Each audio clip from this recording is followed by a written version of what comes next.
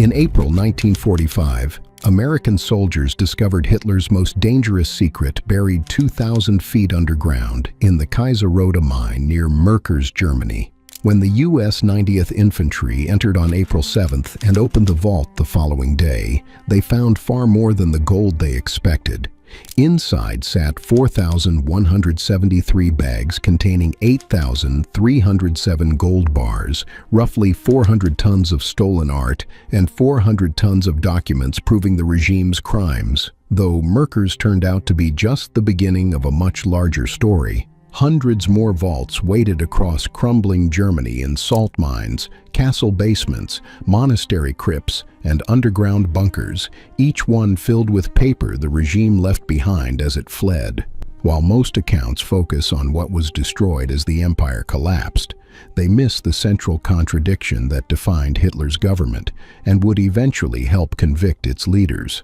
But why did a government built on lies document everything so thoroughly? Despite ruling through terror and secrecy, this regime became the most documented dictatorship in modern history, creating files for every arrest, manifests for each deportation, and inventory numbers for all stolen artworks. The officials could not stop writing everything down, which meant their obsession with documentation became their confession in the end. The real story of these archives reveals something even larger than German crimes alone, as the regime stole records from every conquered country, taking Polish government files, French diplomatic cables, Dutch Jewish community records, and personal papers of famous individuals. This massive theft means that 17.5 million names now appear in victim registries, while millions of pages detail military operations across a hunt that has spanned 3 continents and more than 80 years. For decades, much of this evidence survived not through destruction, but through hiding, with the Cold War locking archives behind Soviet borders while intelligence agencies hoarded documents as security assets and materials sat forgotten in suburban attics or gathered dust in Moscow vaults for 50 years. The evidence lasted because efficiency demanded documentation that proved impossible to destroy completely. Then Cold War secrecy replaced wartime destruction before dramatic rediscoveries happened decades later, revealing truths Hitler never wanted preserved. Understanding why these archives matter so much requires examining how they came to exist in the first place. And that story begins not with Hitler's fall, but with his rise. Section 1. The Paper Empire Hitler Built. On January 30th, 1933, a failed artist became Chancellor of Germany. And from that moment forward, his project ran on offices and paperwork as much as it was driven by beliefs.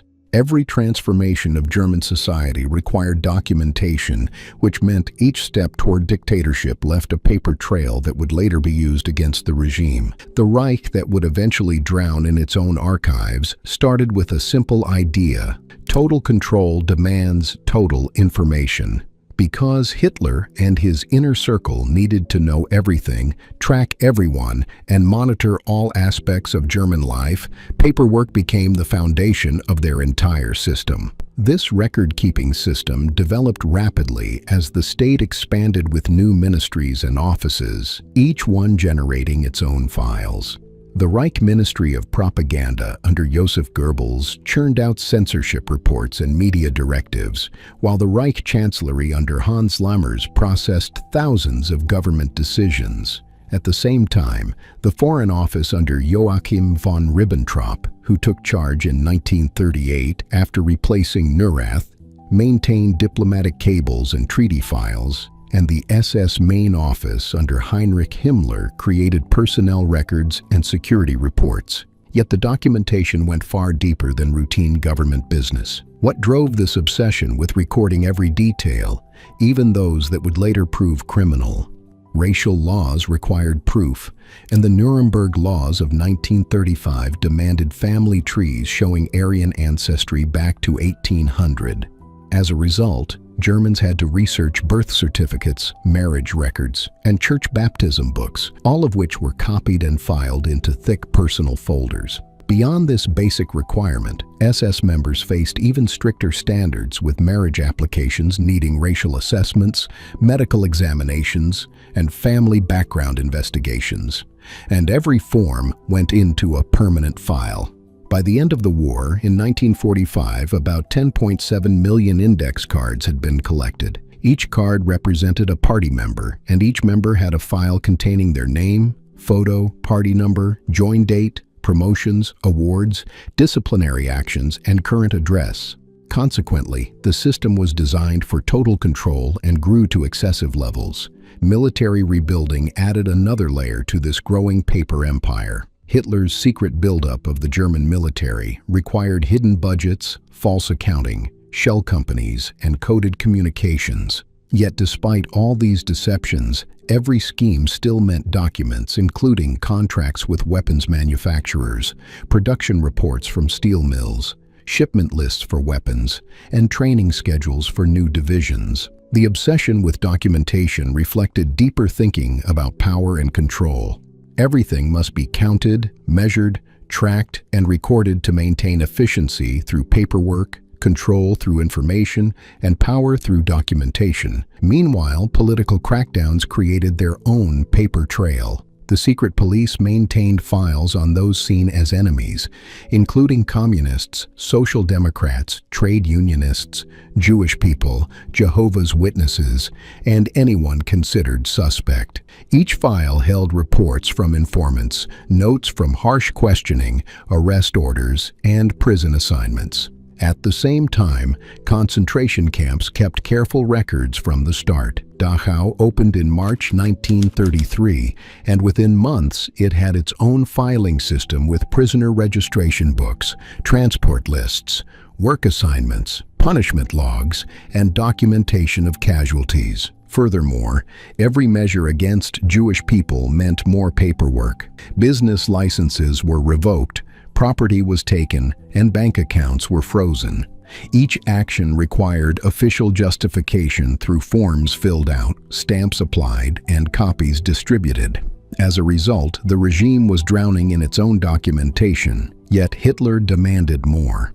By 1939, before World War II even began, the state had generated millions of pages documenting persecution, theft, and terror, creating evidence against itself. Yet Hitler himself rarely wrote anything down. So how did the paper trail become so complete? Hitler's command style made the paper trail even stranger. Adolf Hitler rarely wrote things down himself, preferring verbal orders, face-to-face meetings, telephone calls, and private conversations, because he understood the danger of paper trails. However, he also demanded written confirmation. After issuing a verbal order, he expected his staff to write it down by drafting the order, sending it to relevant ministries, getting signatures, and filing copies. This created a strange pattern. Hitler would speak his orders out loud, and then his subordinates would write them down. The words belonged to the Führer, but the written records came from everyone else. The Reich Chancellery preserved this process. Every major decision had a paper version through Führer directives covering strategic military operations, Reich Defense Council minutes documenting war preparations, and cabinet meeting notes recording government policy. Martin Bormann perfected the system even further. As head of the party chancellery, Bormann documented Hitler's every word. During long evening meals, Hitler would ramble about history, art, architecture, and politics. Bormann took notes and later typed them up. These table talks filled thousands of pages. In addition to these transcripts, Hitler's aides kept detailed appointment calendars showing who visited the Führer, what time they arrived, how long they stayed, and where they met. Travel logs tracked Hitler's movements between Berlin, Munich, and his mountain retreat at Berghof. Consequently, the result was complete. Even the so-called secret decisions left paper trails as private opinions ended up in files, and informal conversations became official records. Hitler thought he controlled information by controlling access. He restricted who knew what, separated decisions between different people, and told each subordinate only what they needed. He kept the full picture hidden, but someone always wrote it down, filed it, and made copies. Therefore, the Führer could whisper his orders, but his officials wrote them all down. When Germany invaded Poland on September 1st, 1939, the documentation did not decrease but exploded. War multiplied the paperwork with each campaign, every battle, all troop movements, and every supply shipment recorded. The German military high command produced daily war diaries, while operational plans filled volumes. Intelligence summaries crossed desks each morning as casualty reports came from every front. At the same time, supply lists tracked millions of tons of equipment, while transport schedules coordinated trains across Europe. The amount of paperwork was enormous. On the Eastern Front alone, German forces generated thousands of pages per day. Division commanders wrote situation reports, while Corps headquarters put together weekly summaries, and army groups sent assessments to Berlin. The High Command then combined everything for Hitler. Meanwhile, special intelligence sections analyzed Soviet capabilities. Fremde Heere Ost focused on the Red Army with reports predicting Soviet strength, locations, and movements, all carefully documented and filed. Later, American intelligence would capture these records. Microfilm series T-77, T-78, and T-501 would preserve German military operational documents in thousands of reels containing millions of pages documenting the complete military history of Eastern campaigns. However, military records were just one part, as the machinery of systematic violence produced its own massive paper trail that would later become evidence. The Reich Security Main Office expanded rapidly after 1939. Reinhard Heydrich commanded multiple departments, and each kept files including secret police arrest records, criminal police investigations, foreign intelligence reports, and domestic security summaries. Reports came from mobile killing squads called Einsatzgruppen. These 4 squads followed the German military into Poland and later the Soviet Union. Their mission was elimination, their method was bullets, and their documentation was thorough. Each Einsatzgruppe filed regular reports showing how many were eliminated, where, when, and broken down by category, including Jewish people, partisans, communist officials, and local leaders. As a result, the numbers climbed into hundreds of thousands. The reports used office language like special treatment, executive measures, security operations, and resettlement actions as code words for large-scale operations. However, the statistics told the truth about casualties at different places. Deportation lists named individuals, while transport lists showed dates and destinations.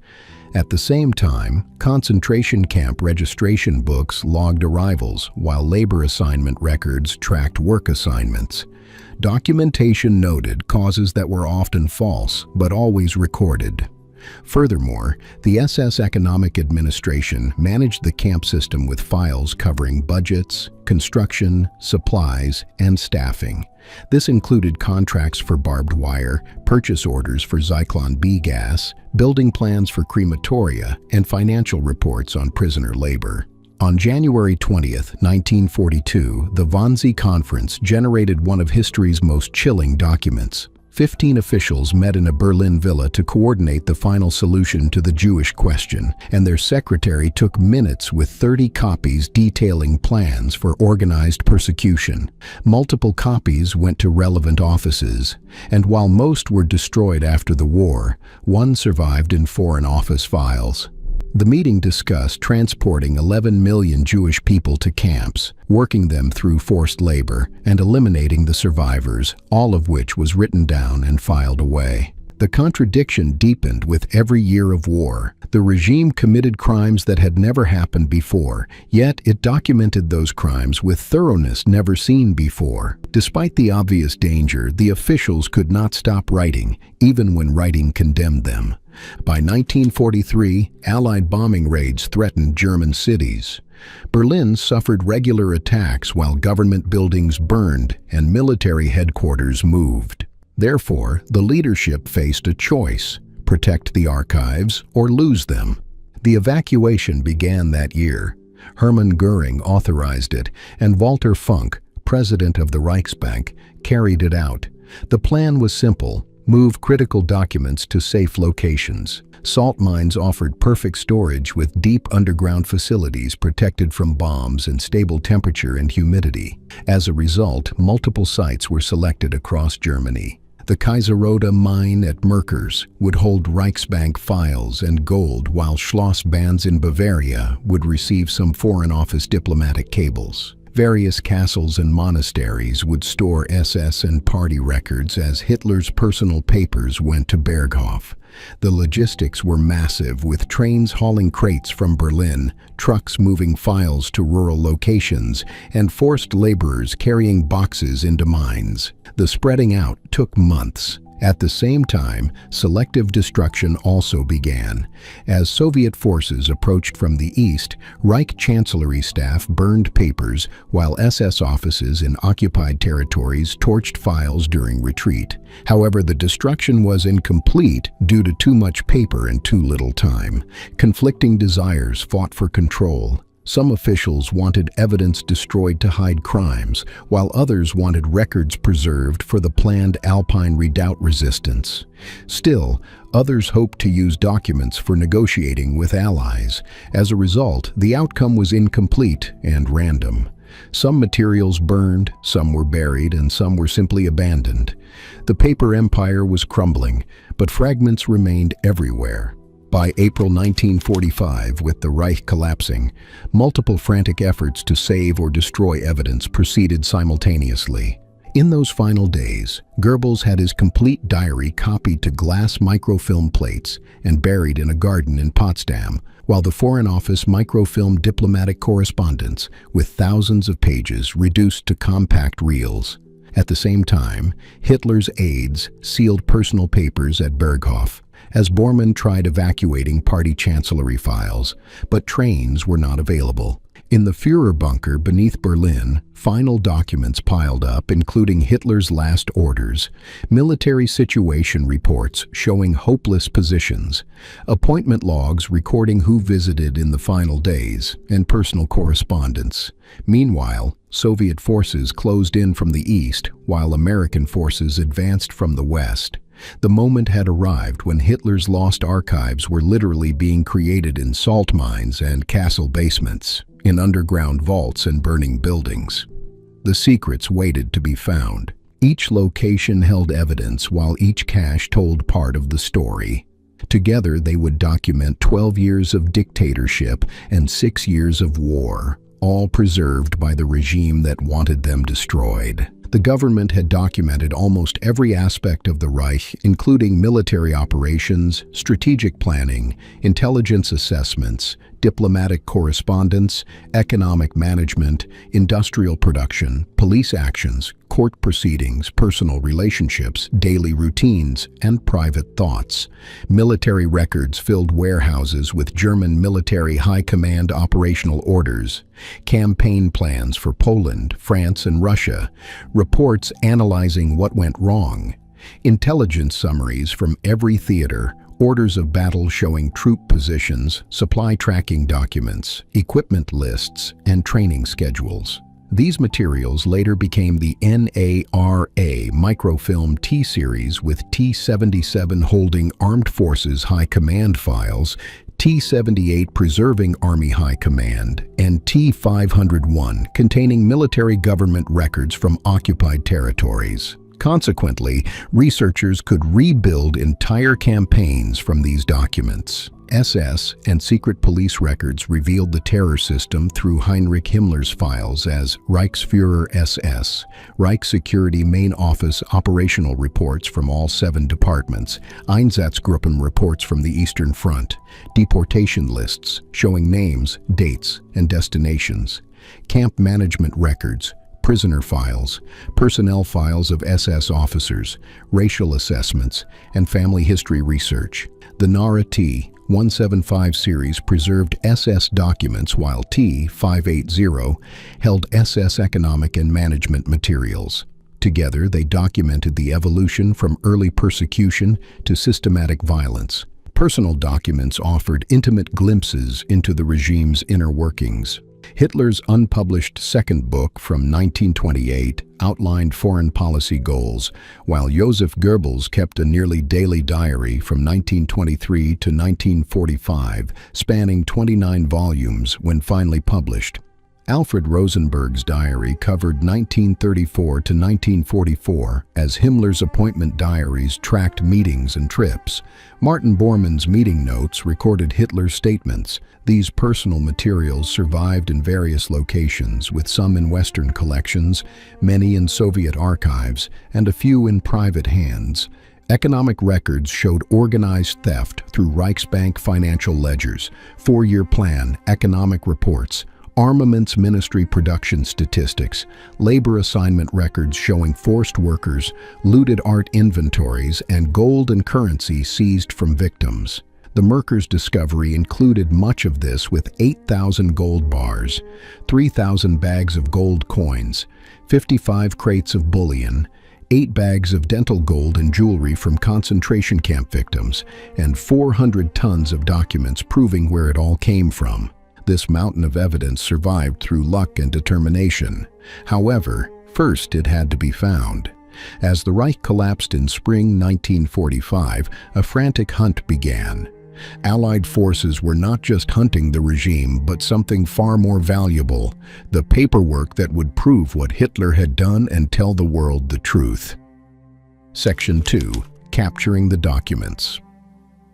In the final weeks of World War II, Allied armies advanced across Germany. They came for victory and stayed for evidence. Behind every German military unit was an intelligence team, while each occupied city received document collection officers. The Allies knew what they were looking for: Hitler's secrets buried on paper. On April 8, 1945, a group from the U.S. 91st Infantry Division approached the Kaiserroda mine near Merkers, Thuringia. Local civilians had told American officers about something important hidden underground, and they decided to investigate. Lieutenant Colonel William A. Russell led a small team down the mine shaft, descending 2,100 feet into complete darkness. The elevator ride took 15 minutes, and they used flashlights to see through the thick dust. What they found was beyond expectations. The first chamber held gold with thousands of bars, stacked floor to ceiling, while the second held bags of coins and foreign currency from across occupied Europe.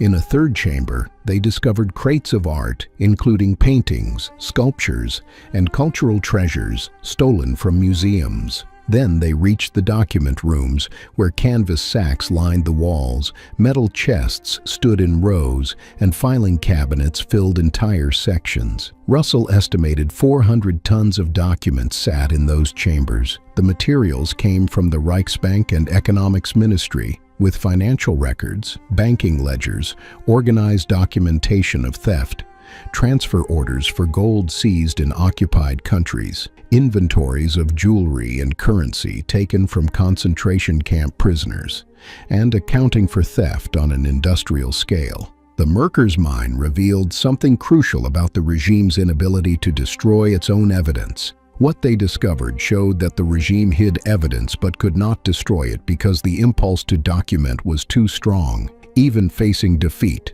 the officials filed paperwork. 2 days later, General George S. Patton visited Merkers, as did General Dwight D. Eisenhower. They walked through the chambers, examined the gold, and read the documents. Both understood the significance, as this was confirmation of planning, evidence of theft, and documentation of terrible acts. Merkers became a template for future searches. If the regime hid documents in one mine, they probably hid them in others. Consequently, Allied intelligence officers began mapping possible sites, questioning captured Germans, following leads, and checking rumors. They were right. Across Germany, caches waited to be found. Meanwhile, in Berlin, another race was already underway for Hitler's own papers. While Americans discovered Merkers, Soviet forces closed on Berlin. Hitler's capital held the greatest prize, with Reich Chancellery files, Führerbunker documents, and personal papers of top officials. On April 21, 1945, Soviet troops entered Berlin, and fighting raged for 2 weeks until the city fell on May 2nd. Soldiers from the Third Shock Army reached the Reich Chancellery first, where they searched through rubble and burned offices. What they found was broken up but valuable, including parts of Hitler's correspondence, notes from Martin Bormann, final entries and appointment logs, Goebbels's last diary pages, and personal papers from the Führerbunker. Much had burned as Hitler's staff destroyed documents while Soviet artillery fell. However, some survived because fire consumes but not completely. Papers tucked in drawers, files fallen behind cabinets, and materials scattered in basement rooms all remained. Soviet Smersh counterintelligence took charge, and officers collected everything, including every page, photo, and file. All were labeled as trophy documents, and within days, trucks began hauling materials to Moscow. The Soviets moved quickly and quietly, while Western allies barely knew what was being taken. The Berlin materials formed the foundation of Russia's special archive, Osoby Archive, locked away from scholars and hidden behind the Iron Curtain. While Americans found gold and financial records, the Soviets found the personal archive of Hitler's inner circle. Both were treasure, but Moscow's treasure would stay hidden for 50 years. Far to the south, a Bavarian network of castles hid even more secrets waiting to be discovered. Throughout May and June 1945, U.S. and British forces swept southern Germany. Bavaria held many hiding places in castles, monasteries, and rural estates, and each search revealed new caches. Schloss Bonds near Bamberg held Foreign Office records including diplomatic cables from 1933 to 1945, treaty files, intelligence reports, and correspondence with Allied governments showing Hitler's pre-war negotiations. It yielded more diplomatic papers, and the Loesch microfilms were especially valuable. Karl von Loesch worked in the German Foreign Office, and as Berlin fell, he microfilmed crucial documents before burying the reels. After Germany's surrender, he led Allied officers to the cache, which contained nearly the entire Hitler-Mussolini correspondence with letters between the dictators, transcripts of their meetings, Foreign Office cables from 1938 to 1944, meeting notes from Hitler's chief interpreter, Paul Schmidt, and diplomatic communications with Japan, Spain, and other allies. This find was significant because original documents rarely survived in such complete form. The microfilms preserved everything, including dates, signatures, stamps, and letterheads, which allowed officers to prove they were real immediately. Meanwhile, various monasteries across Bavaria held different types of SS files. These were not the dramatic security reports, but the ordinary personnel records showing promotions, transfers, disciplinary actions, and career files of thousands of SS officers. While unremarkable at first glance, these files proved crucial because they showed who worked for Himmler, who climbed the ranks, who served at camps, and who commanded mobile units. The Berghof held Hitler's most personal documents, revealing the dictator's private world. The U.S. 3rd Infantry Division captured the site in early May. Soldiers found private photo albums, correspondence with Eva Braun, building plans for grand buildings never constructed, social correspondence with leaders, invitations, thank you notes, and birthday cards. These materials seem trivial but documented Hitler's private world, his relationships, his daily life away from Berlin, and his personal tastes. All were valuable to intelligence analysts and future historians. Across castles and mines throughout the region, the same pattern emerged. Hitler left evidence at every location, and the attempt to hide documents by scattering them actually preserved them. No single Allied raid could capture everything, but together the discoveries revealed an enormous amount of material. The regime thought spreading things out meant security. Instead, it meant survival, not for them but for the evidence of their terrible acts, preservation of their secrets, and persistence of documentation. All documented, everything captured, each waiting to be read.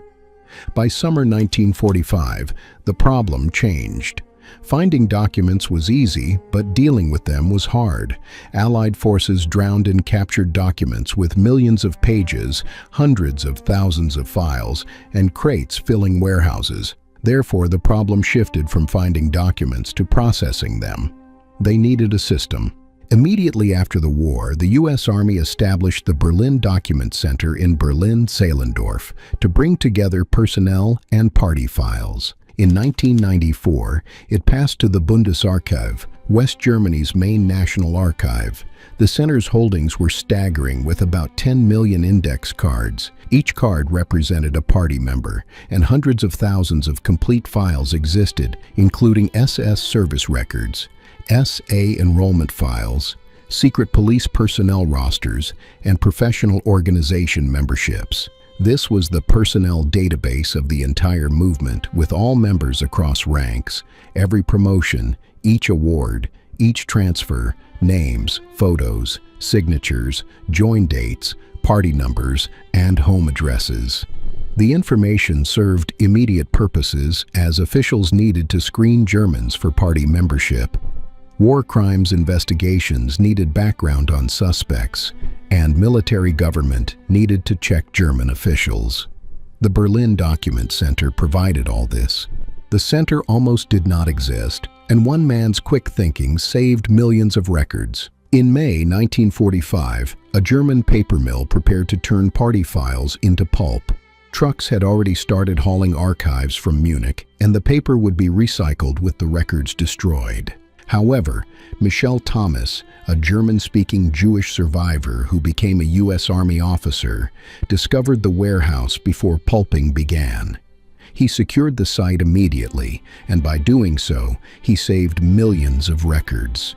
One man's quick thinking preserved the complete membership rolls with all names, every photo, and each lie they later told about their past. The Office of Military Government, United States, or the OMGUS, established processing centers, with Frankfurt becoming a major collection point, and later operations expanded to Alexandria, Virginia. At the same time, Britain cooperated by setting up operations at Wadden Hall, England. The task of processing millions of captured documents seemed almost impossible, but it had to be done. The task was enormous. Sort millions of loose documents, identify sensitive intelligence materials, organize by agency and subject, begin preservation through microfilming, and do it all while maintaining security. Major General William J. Donovan, former head of OSS, coordinated efforts. Archivists from the Library of Congress provided expertise, while intelligence officers with German language skills handled classification and military personnel managed logistics. Challenges multiplied as documents came in various states of damage from water, fire, age, and neglect. No consistent filing system existed, since different agencies used different methods, while multiple languages made processing even harder.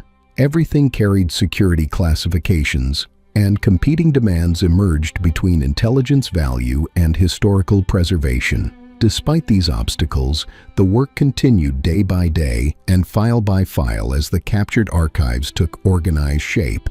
The first great use of this paper mountain came quickly. In November 1945, the International Military Tribunal at Nuremberg opened, and documents became crucial evidence. Over 100,000 pages were introduced in court, with millions more organized for possible use. Each exhibit required careful proving with chain of custody, expert testimony, translation into multiple languages, and checking against other records.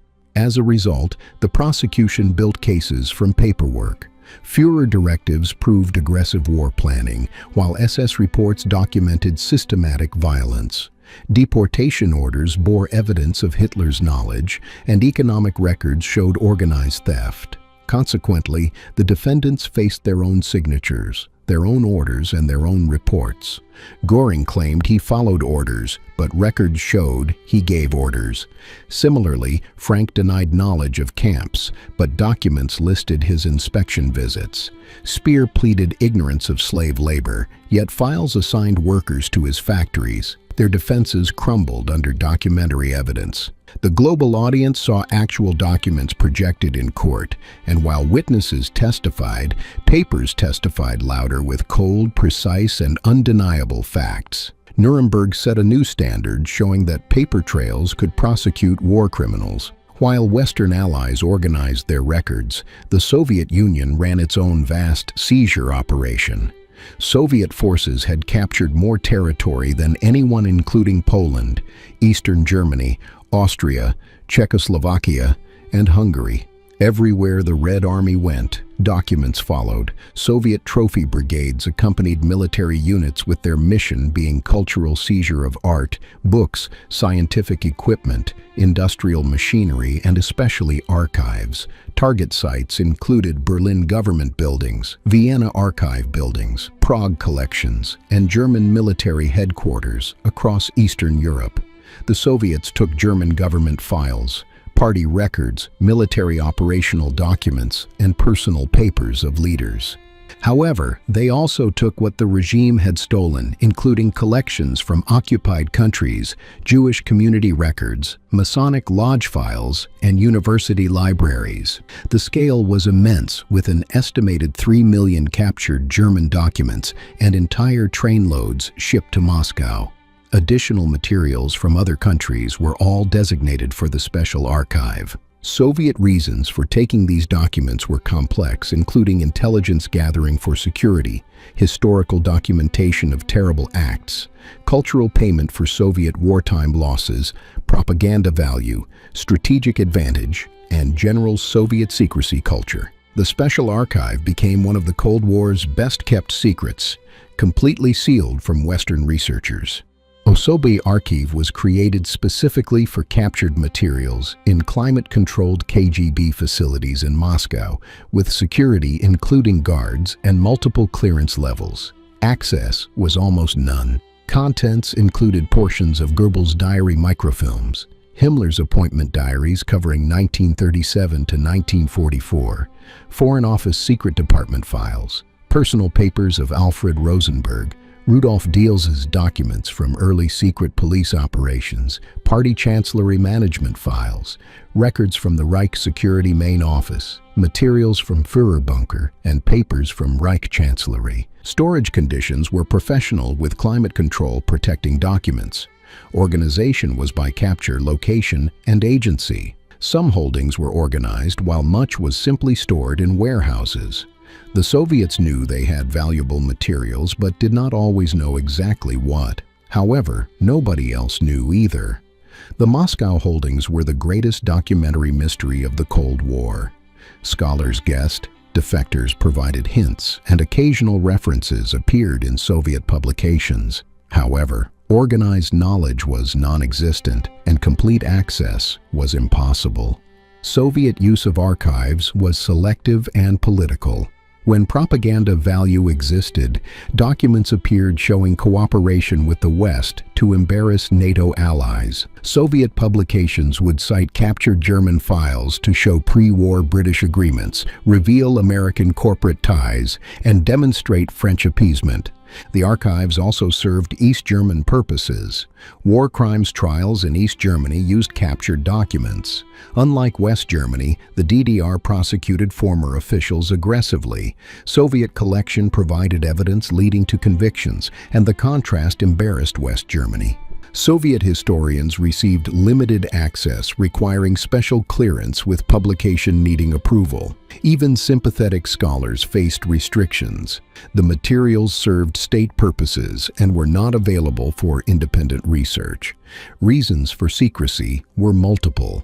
Intelligence value continued for decades as the KGB mined archives for information on Western contacts with Germany. Evidence of Soviet cooperation was embarrassing, with Molotov-Ribbentrop Pact materials showing Moscow working with Hitler through secret agreements dividing Eastern Europe, joint operations against Poland, trading prisoners, and cooperating on security matters. The files also contained evidence that could embarrass Western allies, but revealing that meant revealing Soviet involvement too. Mutual embarrassment created mutual silence. Neither side wanted full openness. General Soviet secrecy culture reinforced restrictions, with opening archives violating standard practice. The regime controlled information, and sharing decreased control. Impact on Western scholarship was severe. Major gaps appeared in available evidence. Research lacked crucial materials. Military history missed Soviet-captured operational documents. Diplomatic history had incomplete records. Scholars made do with Western sources, but knew better materials existed in Moscow. Speculation filled gaps about what the Soviets were hiding in their locked vaults. Western historians could only guess what materials Moscow held, though fragments appeared occasionally with a quote here and a document there. This was enough to confirm holdings existed, but not enough to use them properly, and frustration grew as scholars knew the archives could answer historical debates but could not access them. The Moscow collection was the ultimate lost collection, not destroyed or scattered, but simply locked behind beliefs and the Iron Curtain. Western historians could not see it, could not use it, and could not even confirm a complete list. The black box stayed sealed for 46 years until everything changed in 1991. While most archives remained sealed, a few privileged researchers got glimpses that shaped early understanding. In the 1950s and 1960s, a few researchers gained limited access to captured documents, and their work had a major impact on how the regime was understood, though their limitations also created gaps in knowledge. William L. Shearer was one of the first to benefit from this access. An American journalist turned historian, he had personal experience in Germany during the 1930s, connections with U.S. military from OSS work, security clearance, and access most academics lacked. Writing The Rise and Fall of the Third Reich in the late 1950s, Shearer consulted German war documents, used Nuremberg trial evidence, and reviewed captured materials at classified facilities. Published in 1960, his massive book brought documents to popular audience. The impact was enormous. Millions read Shearer, and his work shaped popular understanding of Hitler and the regime. It established narratives that lasted for decades. However, it was incomplete. Shearer could not access Soviet holdings. Some Western materials remained classified, SS and secret police files were limited, and documentation was broken up. Shearer's book was groundbreaking, but he was only seeing half the archives. The other half sat in Moscow, unavailable, unread, and unknown. The opening up of classified files began slowly in the 1960s. Some military records opened along with economic ministry files and propaganda materials, while the British 30-year rule started releasing documents from the 1930s and 1940s. However, much remained classified, including intelligence-related materials, sensitive diplomatic correspondence, complete SS and RSHA holdings, personal files of high-ranking officials, anything touching Cold War sensitivities, documents about Soviet-German relations, and evidence revealing intelligence sources. Notable releases included partial foreign ministry diplomatic cables, German military operational orders from major campaigns, selected Nuremberg evidence transcripts, and some camp liberation reports. This was enough for research, but not enough for complete history. Academic frustration grew as scholars knew more existed, but finding aids were inadequate. Microfilm series were not well publicized, and Moscow archives were completely closed. Major questions like when Hitler decided on final solution, whether one order existed or many, and how much ordinary Germans knew remained unanswerable because complete evidence was locked away. Every new document answered one question and raised 10 more. The more scholars saw, the more they knew they were not seeing. The archives were like an iceberg, with most remaining underwater, hidden, classified, restricted, and lost. The Berlin Document Center showed how complicated access to these records had become. The U.S. maintained control in West Berlin and was officially available for research, but reality was far more complex. U.S. military administration controlled the center with an extensive approval process blocking most requests, while academic access was difficult with the center primarily used for investigations. At the same time, Cold War tensions limited sharing with other countries, and even West German requests faced red tape. What researchers could access mattered enormously: party membership files, SS personnel files, secret police records, and professional organization files, making up the complete personnel database of the movement. How it was used varied. This continued into the 1950s with background checks on West German officials using BDC files. War crimes investigations depended on the records, while occasional news stories revealed hidden pasts and limited scholarly projects proceeded slowly. Notable findings from the Berlin Document Center revealed the staggering extent of participation. Notable findings emerged over time. The extent of party membership became clear, with 6.6 million Germans joining, while career paths of war criminals could be traced. The scope of SS recruitment was documented, and evidence of widespread involvement existed in neat card files. The transfer question created diplomatic friction. West Germany wanted documents while the U.S. resisted until the 1990s due to concerns about German restrictions, political sensitivity, and intelligence value.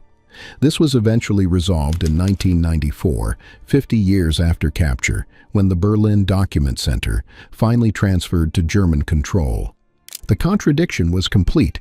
The center held millions of names, but naming names was a political act. Who had access? What could they reveal? How would information be used? Every answer involved more than history, as politics, law, and morality intersected. Despite restrictions, available captured papers began reshaping historical understanding. Even limited access enabled new insights that changed how scholars thought about Germany under the regime. Documentary evidence revealed the nature of government as not a unified structure with total control, but overlapping authorities, competing agencies, parallel chains of command, and rivalries between ministers. Consequently, the regime was chaos beneath surface order. Files showed Hitler's indirect leadership style. He rarely wrote orders, encouraged competition between subordinates, and gave vague directives that others interpreted. As a result, the phrase "working towards the Führer" emerged as officials anticipated Hitler's wishes and acted. Evidence documented constant feuding. Ministries fought over control while SS battled the military. Goebbels feuded with Rosenberg over propaganda control as economic agencies worked at cross purposes. Different offices gave opposing orders, which meant the regime was barely functional at management level. This challenged the single unified government model. Early theory assumed Hitler controlled everything, but records showed reality was messier, with broken-up power, disorganized decision-making, and widespread inefficiency. Therefore, the regime succeeded despite organizational disasters, not because of efficiency. These findings were groundbreaking.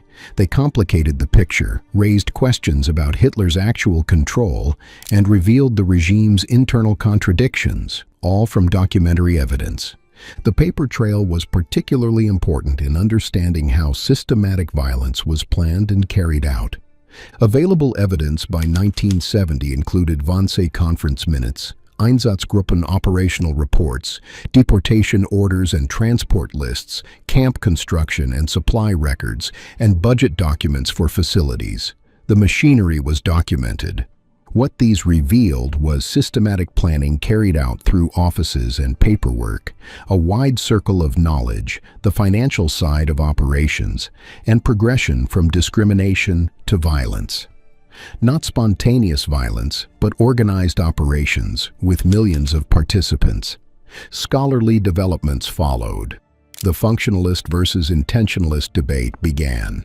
Intentionalists argued Hitler planned from the start with one clear decision and direct orders from the top, while functionalists suggested the process evolved through becoming more extreme with multiple decisions, initiative from below, and competition driving extremism. Both sides found evidence in available documents, but gaps remained. Complete RSHA files were unavailable, many camp records were missing, prisoner documentation was incomplete, Soviet holdings were unknown, and key personal testimonies were absent. Consequently, clear answers proved impossible. The archives raised as many questions as they answered. Critical issues remained unresolved, including when exactly Hitler decided on final solution, whether one written order existed, how much initiative came from lower levels, what ordinary Germans knew, and how systematic violence became normalized. All were debated, but none clearly resolved, as missing materials made certain answers impossible. What scholars hoped for was access to Soviet holdings and complete documentation, but the wait would be decades. What they wanted was clear: access to Soviet holdings, complete SS and secret police files, personal diaries of inner circle, fuller camp documentation, and complete diplomatic records. The wish list was long, and the wait would be decades. Historians were building a picture with half the pieces still in the box. They could see patterns and identify some details, but the complete image remained unclear.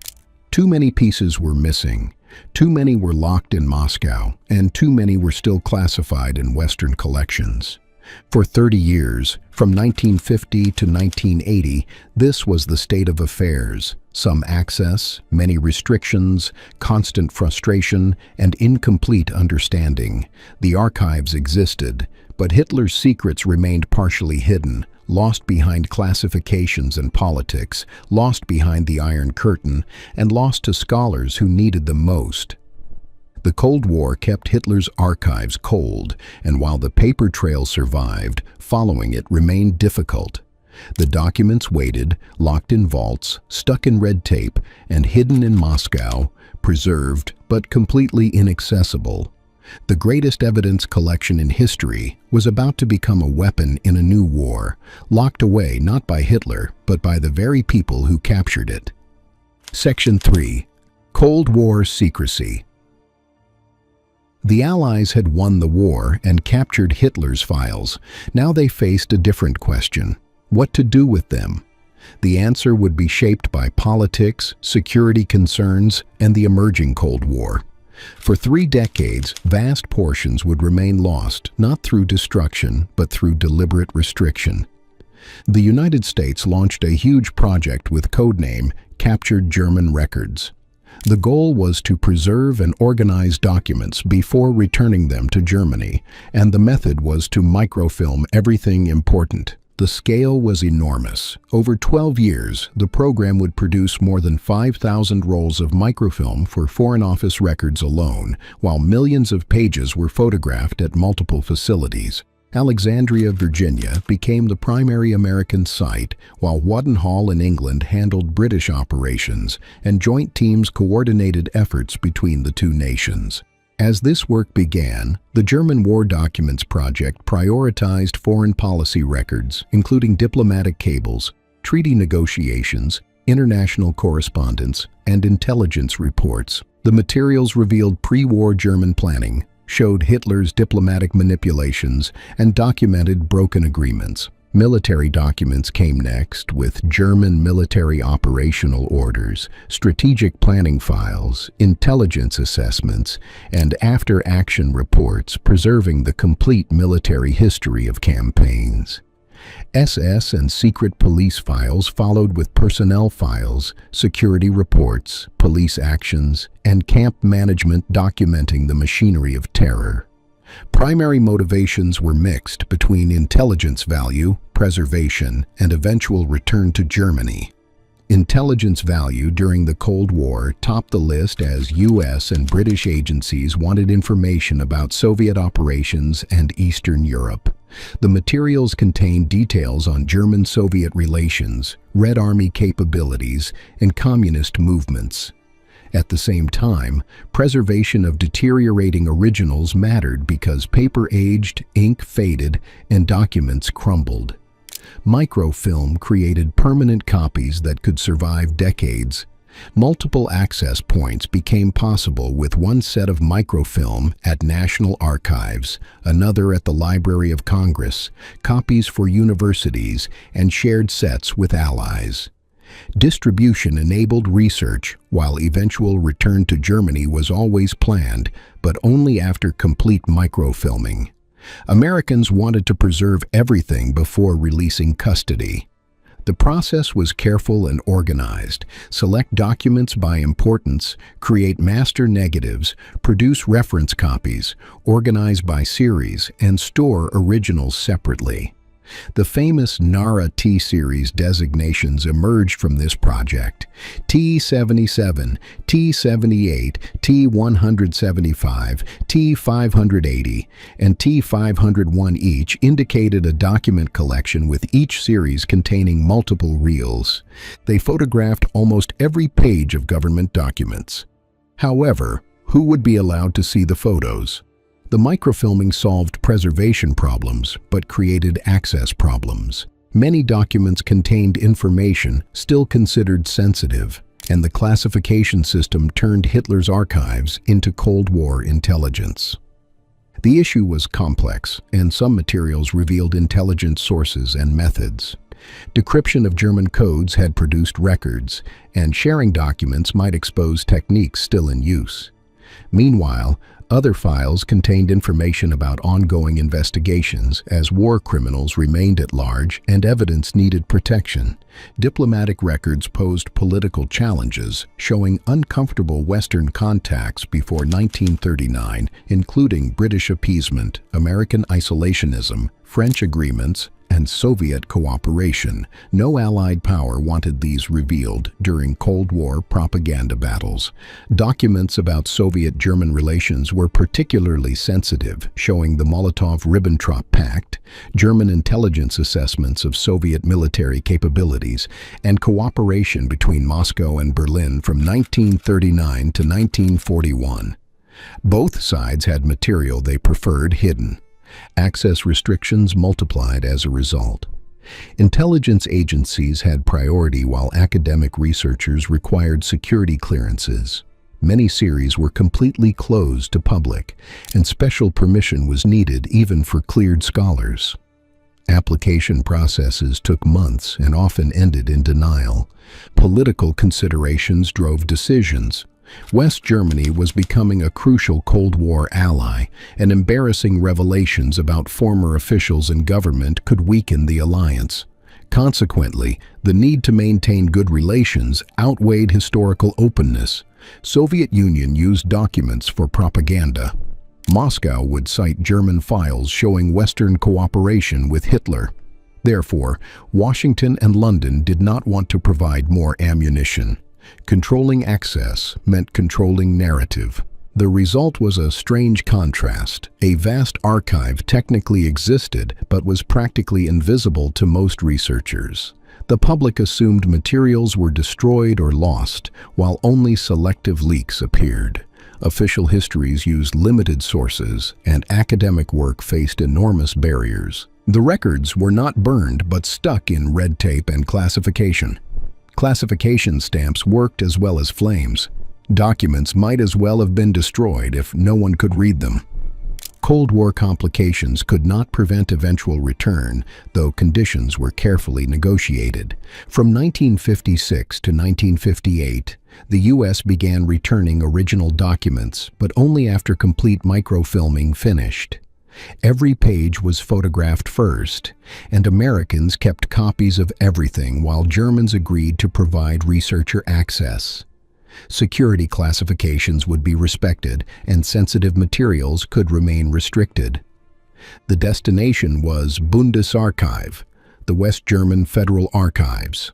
Locations in Koblenz and Freiburg received millions of pages, including foreign ministry files, military operational records, economic ministry documents, and management records.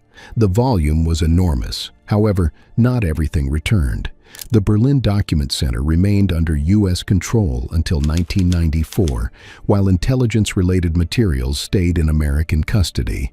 Ongoing investigation evidence was excluded, and complete microfilm sets remained in Western archives.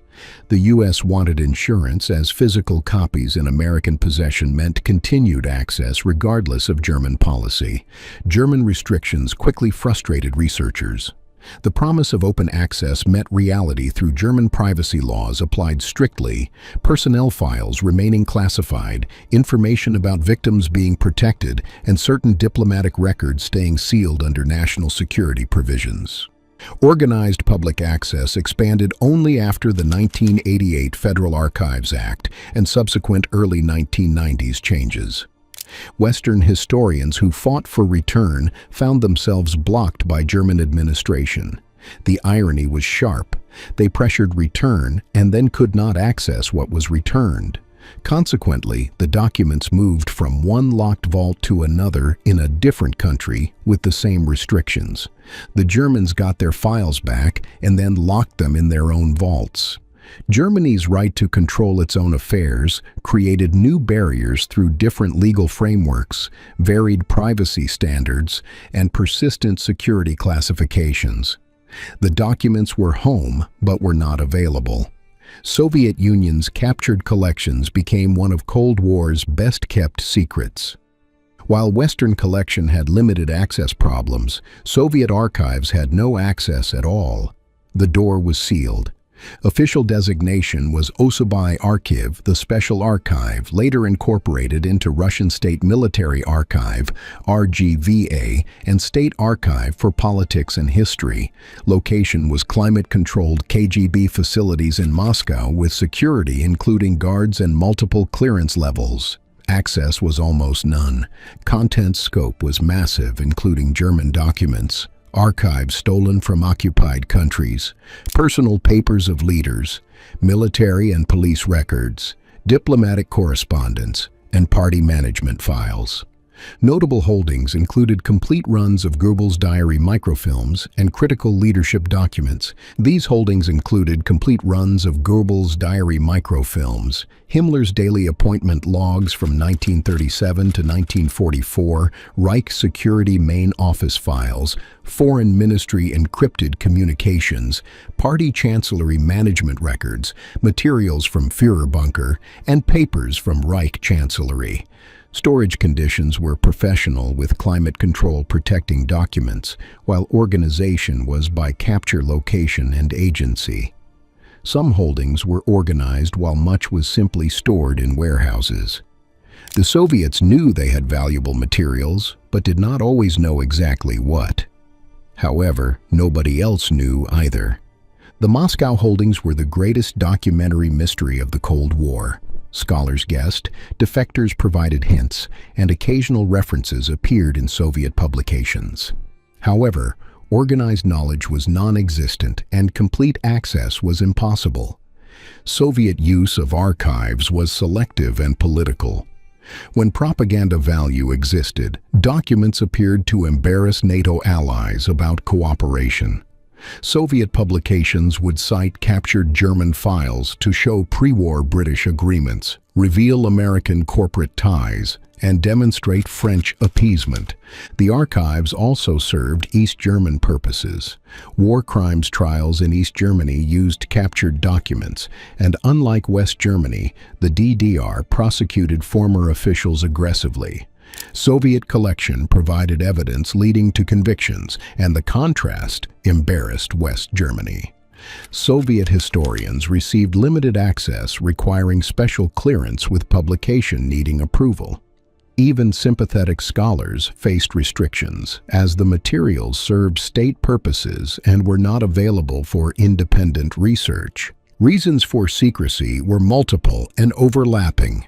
Intelligence value continued for decades as the KGB mined archives for information on Western contacts with Germany. Evidence of Soviet cooperation was embarrassing as Molotov-Ribbentrop Pact materials showed Moscow working with Hitler through secret agreements dividing Eastern Europe, joint operations against Poland, trading prisoners, and cooperating on security matters. The files also contained evidence that could embarrass Western allies, but revealing that meant revealing Soviet involvement too. Mutual embarrassment created mutual silence, and neither side wanted full openness. General Soviet secrecy culture reinforced restrictions as opening archives violated standard practice. The regime controlled information, and sharing decreased control. Impact on Western scholarship was severe. Major gaps appeared in available evidence, while research lacked crucial materials. Military history missed Soviet-captured operational documents, and diplomatic history had incomplete records. Scholars made do with Western sources, but knew better materials existed in Moscow. Western historians could only guess what materials Moscow held, though fragments appeared occasionally.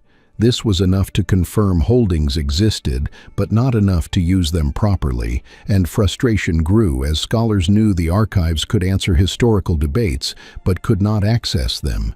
The Moscow collection was the ultimate lost collection, not destroyed or scattered, but simply locked behind beliefs and the Iron Curtain. Western historians could not see it, could not use it, and could not even confirm a complete list. The black box stayed sealed for 46 years until everything changed in 1991. At the same time, another archive was growing around victims rather than perpetrators. Allied forces liberating concentration camps discovered something beyond horror. The regime's careful records of its victims, including camp registration books, transport lists with names and dates, labor assignment cards, documentation of casualties, and personal effects inventories. Each camp kept detailed records. Auschwitz registered around 400,000 prisoners, though most arrivals perished on arrival without registration, and surviving cards are partial. Dachau maintained transport lists, while Buchenwald tracked work assignments and Mauthausen logged casualties. The system was complete. The scale was staggering, with millions of index cards, registration forms from dozens of camps, deportation lists from across Europe, forced labor assignment records, wedding rings listed, photographs inventoried, and eyeglasses counted. Each card represented a person with a name, birthday, hometown, and arrival date. Sometimes a date when they perished. Often false causes, but always recorded. The regime did not just eliminate people, but filed paperwork for each one. Anne Frank's name appeared in transport lists from Westerbork camp. Members of Schindler's List could be traced through multiple records. Personal effects, including watches, jewelry, and family photos, were all listed with German efficiency. General Dwight D. Eisenhower's staff recognized the importance immediately. In November 1945, they established the Central Tracing Bureau with the purpose of helping survivors locate family members, confirming casualties when necessary, reuniting displaced persons, and documenting the scope of persecution. The work was heartbreaking and essential. Families searched for loved ones, with most searches ending in confirmation of casualties, but some reunions happened. Children found parents, siblings reconnected, and knowing mattered even when knowing meant grief. The operation was officially set up as the International Tracing Service, ITS, with headquarters in Bad Arolsen, Germany. Governance was an 11-nation commission with Red Cross management providing international oversight for permanent operation. The collection grew rapidly as Allied occupation forces brought together records from liberated camp documentation, displaced persons files, and personal effects recovery documentation. By the 1950s, over 30 million documents covered 17.5 million individuals. However, access was tightly controlled. Initial policy allowed only tracing inquiries, which meant families could request information and certificates were issued, but historians, researchers, and general access were forbidden. Reasons for this centered on privacy, sensitivity of personal data, international diplomatic considerations, preventing misuse of information, and protection of survivors. All were reasonable concerns, but all created barriers. Historians knew invaluable data existed, but organized research was impossible. Family histories remained incomplete, while statistical studies were blocked. The most complete record of victims sat in a small German town, locked away. This would remain unchanged until 2007. For 60 years, the archives served individual inquiries, but blocked broader research. Evidence of 17 million lives existed, but most of the world could not see it. The story of lost records had another chapter involving well-intentioned international agreements.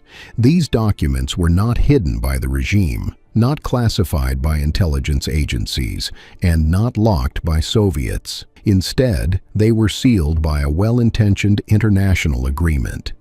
The victim's documentation, the most complete memorial never intended as such, remained inaccessible to the very people who needed it most, including historians trying to understand systematic violence, educators teaching about the events, and families tracing their heritage, all blocked by red tape and competing concerns. By 1949, 4 years after Hitler's death, the immediate chaos of document capture had settled. Millions of pages sat in Allied custody. The Nuremberg trials had used documents to convict officials, while intelligence agencies hoarded files for Cold War purposes. The Berlin Document Center housed personnel records. Moscow kept its own immense collection secret, and Arelson protected victim documentation.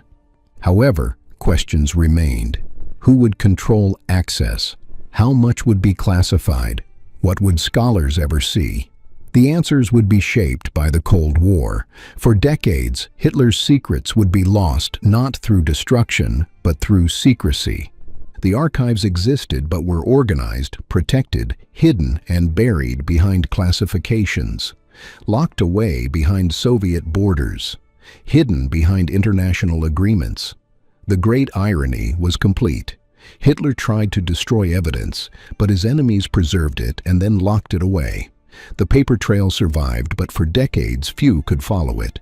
However, the world's hunger for these lost documents would soon lead to both dramatic deception and genuine breakthrough. Section 4. Soviet Records Revealed. In 1983, that hunger met ambition, and the result was one of history's most embarrassing forgeries. However, it was also the beginning of genuine rediscovery.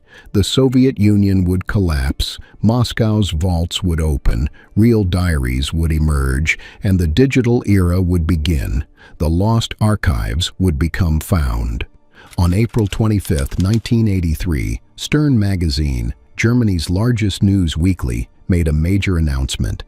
They had acquired Hitler's personal diaries, including 62 small diary notebooks written from 1932 to 1945, hidden since the war, and now in their possession with exclusive rights secured.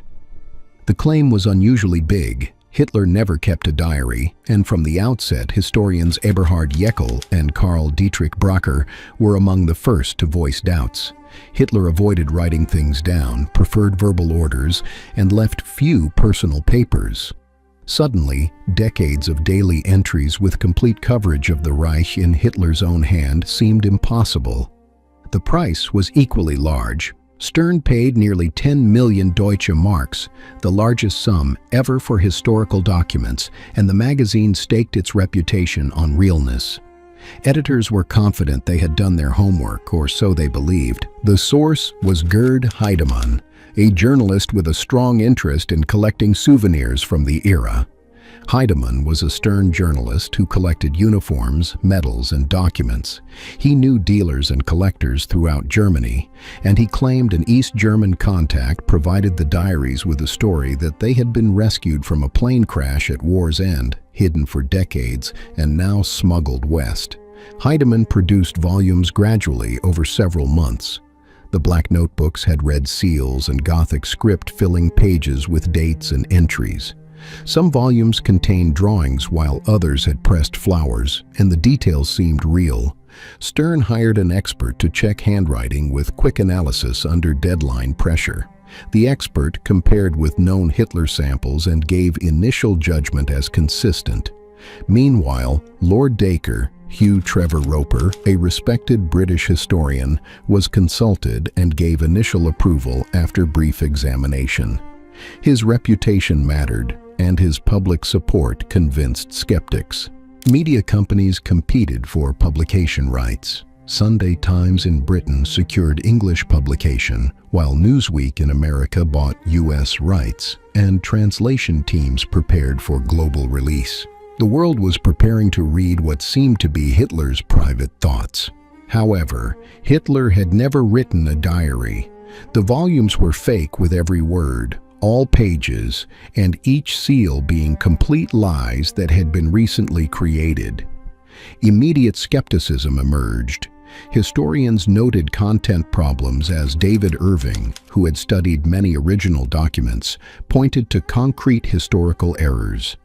Both Hugh Trevor Roper and American historian Gerhard Weinberg also voiced their doubts about the diaries. Entries contained words that did not exist yet at that time, while historical errors appeared and writing style did not match real Hitler letters. The background story raised questions because the plane crash could not be checked and the East German source seemed invented. However, Stern pushed forward. Publication began with first excerpts appearing and global media reporting the story. Then, serious examination started. West German Federal Archives volunteered to test materials with expertise and equipment for 2 weeks of intensive analysis. Chemical tests on paper and ink, binding materials examined, thread checked, glue analyzed, and everything carefully inspected. On May 6, 1983, less than 2 weeks after the announcement, the verdict came back as complete fake. The paper had been manufactured in the 1980s with ink containing modern chemicals, while polyester threads in bindings were post-war and whiteners in paper were contemporary. Artificial aging had been applied, and tests left no doubt about the forgery. The forger was quickly identified as Konrad Kujau, a Stuttgart dealer in souvenirs who had been producing fakes for years, including fake Hitler paintings, forged documents, and manufactured medals. He was known in collector circles as unreliable, but Heidemann either did not know, did not care, or knew and participated. As a result, both men were eventually convicted. Criminal prosecutions followed quickly. Kujau received 42 months imprisonment while Heidemann got 56 months, and both were convicted of fraud with millions in damages. Stern's reputation was severely damaged, Sunday Times was humiliated, and Trevor Roper's reputation suffered, though he had taken back public support quickly upon seeing the test results. The international embarrassment was complete. German media credibility was questioned, while journalistic standards were debated. How did this happen? Deadline pressure overcame skepticism as financial investment created wishful thinking. Consequently, the desire for exciting discovery bypassed checking through inadequate proving procedures and political pressure to publish quickly. Why did the hoax work at all, and what lessons did it teach the archival community? Public hunger for exciting discoveries made people want to believe. Financial reasons overwhelmed caution, as experts made rushed judgments. Checking procedures were inadequate, and wishful thinking affected professionals who should have known better. Long-term impact was significant as checking standards strengthened across archives. Scientific testing became standard for new documents, while background documentation became required. The value of careful proving was demonstrated. Genuine discoveries faced increased inspection, and scholars became more cautious. The hoax taught a lesson. The lesson was valuable. Trust the archives, not the headlines. Rely on scientific testing, not exciting stories. Depend on organized checking, not quick judgments. And accept established procedures, not rush to publish. The lesson came at high cost but was learned. The Hitler diaries were fake, but real discoveries were coming. While forgers made headlines, genuine documents waited in Moscow. The Glasnost era was beginning. Soviet archives were about to open. This time, the diaries would be real. In March 1992, Elke Fröhlich made a discovery that would change everything. Working in Moscow's State Archive researching propaganda, following leads and checking inventories, she found dusty boxes in a basement room. Inside were glass microfilm plates, hundreds of them, carefully preserved and labeled with dates. She recognized them immediately. The complete Joseph Goebbels diary from 1923 to 1945 with nearly daily entries represented almost complete documentation of Hitler's closest confidant. Buried in Potsdam in 1945, captured by Soviet troops and hidden in Moscow for 47 years, they were finally found. Proving they were real was immediate and certain. The glass plates were genuine war-era microfilm, while the handwriting matched Goebbels's known script. Content aligned with historical events, and cross-references checked details, leaving no doubt that these were real. The significance was enormous. Goebbels kept his diary religiously, recording meetings with Hitler, noting major decisions, describing implementation of persecution, commenting privately on campaigns and policies, detailing propaganda strategies, and capturing Hitler's personal moods and remarks.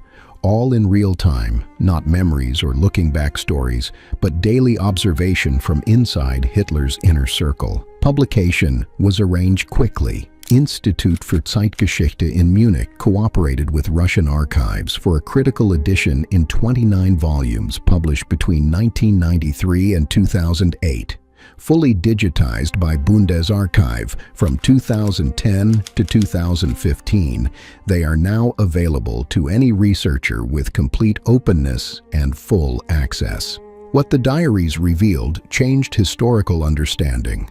Hitler's direct involvement in decisions was documented. A December 1941 entry recorded Hitler's comments on complete destruction, while March 1942 noted that 60% of Polish Jewish people were being erased. August 1941 recorded discussions of deportation plans, as November 1941 described plans for Eastern Jewish communities.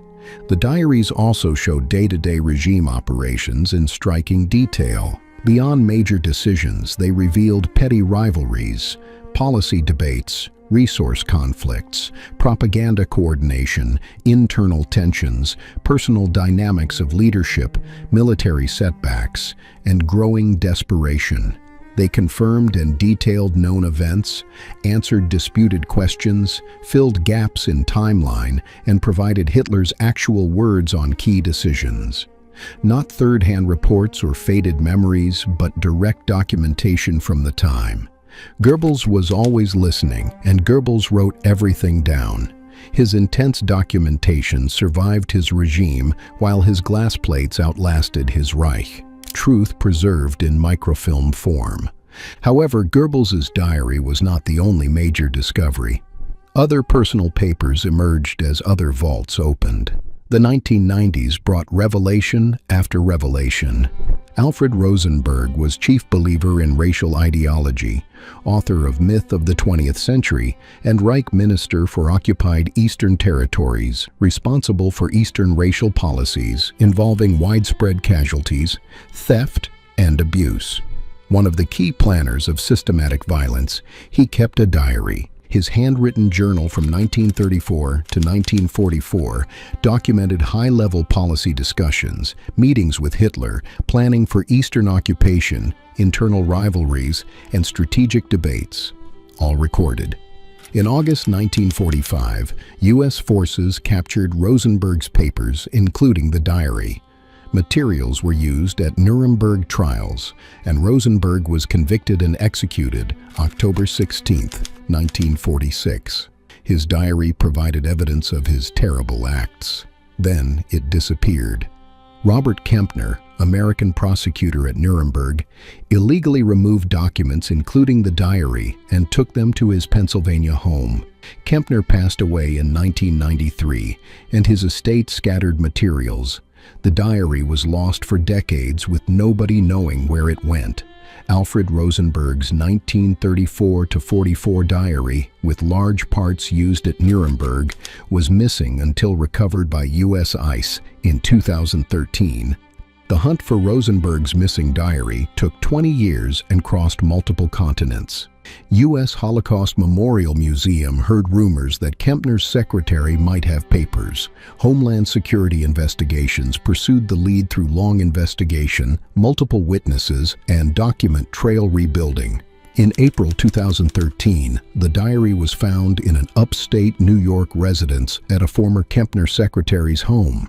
Federal agents seized the materials and transferred custody to US HMM. The diary revealed crucial information showing Hitler told Rosenberg that his great hour had come. Planning for Eastern occupation was documented, while conflicts with Himmler and Goebbels were recorded. Explanations for systematic violence were preserved as management details of occupation policy were noted. The story itself was remarkable.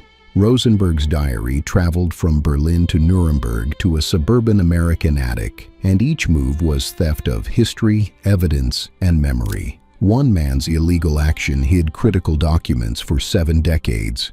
However, eventually the diary came home back to archives, back to researchers, and back to public record. Heinrich Himmler commanded the SS as Reichsführer SS, planner of systematic persecution, head of German police, and one of most powerful men in the state. Responsible for millions of casualties, he kept detailed appointment logs, not thoughtful diary, but just daily schedules. The logs were kept by Himmler's assistants covering 1937 to 38, 1941 to 42, and 1943 to 44, with daily appointments, meeting schedules with Hitler, visits to concentration camps, inspection tours of execution sites, family activities, and social events. Everything logged. Discovery came in phases. In 1990, first portions surfaced in Russian archives after German reunification. Then, in 2013, additional volumes were found at Podolsk in Russian Defense Ministry archive outside Moscow, containing materials seized by Red Army in 1945 and held for nearly 70 years. The contents were chilling, showing normalized brutality as routine management tasks. Professional schedules mixed with horror. One entry recorded touring Auschwitz and Morning Then Cafe at SS Casino, while another noted ordering 10 officers eliminated and their families sent to camps, then dinner with colleagues. July 20th, 1944 showed immediate coordination with Hitler after bomb plot failed. The concept of ordinary evil found perfect expression. Systematic violence happened between lunch and dinner as large-scale operations were scheduled like business meetings. Terror was routine management task. The logs showed normalized brutality and day-to-day implementation. The operational side was documented. Historical significance was very important with direct documentation of Himmler-Hitler relationship, timeline rebuilding of implementation, proof of knowledge, evidence of involvement, and confirmation of organized coordination. The appointment logs were not dramatic but condemning. Routine revealed the regime's nature. Himmler's calendar showed how violence fit between lunch and dinner, between family time and office work, and between official functions and private leisure. The appointment logs documented how systematic violence became office work. It was not passion or frenzy, but scheduled, coordinated, and routine. Evil as appointment entry. In December 1991, Soviet Union collapsed and everything changed for researchers seeking Hitler's archives. Russian Federation inherited Soviet archives as economic crisis created chaos. New openness philosophy emerged initially, while Western researchers sought access and international pressure mounted. The doors began to open. The years 1992 to 1993 brought access never seen before. German and American scholars arrived in Moscow while applications were approved and research visits were granted. First major finds came quickly, including Goebbels' diaries, additional Bormann files, personal papers of leaders, and military operational documents. Exhibition titled Hitler and His Generals opened in 1992, displaying previously unseen reports, photographs, and personal effects. The world saw materials hidden for 5 decades. Microfilm exchange programs began as organizing efforts increased. Shared finding aids were developed, and digital projects started.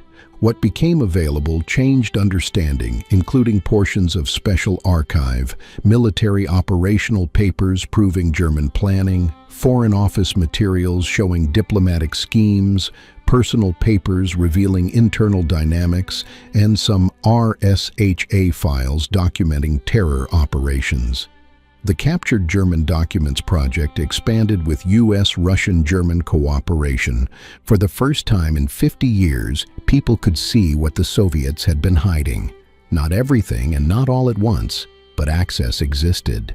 The black box was opening as light entered, documents emerged, and truth began reaching researchers who had waited decades. However, the opening was incomplete and would not last. Russian economic crisis deepened through the 1990s. Nationalist sentiment rose, while resentment of Western influence grew. By 1998, the political climate shifted when the Duma passed new legislation called the Trophy Archives Law. The law's provisions were stark and final. All wartime seized archives were declared Russian property designated as war payment for Soviet losses.